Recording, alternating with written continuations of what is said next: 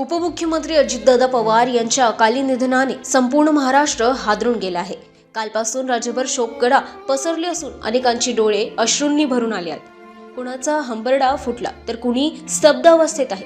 अनेकांसाठी दादा म्हणजे मार्गदर्शक, आधारवड आणि छत्र होते। ते छत्र हरपल्याची भावना आज सर्वत्र जाणवत आहे। अजितदादांना अखेरचा निरोप देण्यासाठी काटेवाडीत भावनांचा महापूर उसळला। चांद्यापासून बांध्यापर्यंतचे नागरिक मिळेल त्या वाहनाने जमेल त्या साधनांनी काटेवाडीत दाखल झाले।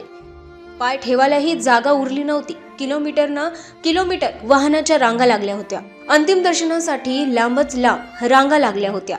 अजितदादा अमर रहे, दादा परत या अशा घोषणांनी वातावरण गहिवरून गेले। दादांनी गावोगावी दिलेल्या योजना, विकास कामे आणि सामान्य माणसासाठी केलेली धावपळ यांची आठवण काढताना अनेकांचा कंठ दाटून आला। अनेकांना उभं करणारा हा उमदा नेता आज महाराष्ट्राला परक करून गेला, अशीच भावना प्रत्येक चेहऱ्यावर दिसत होती।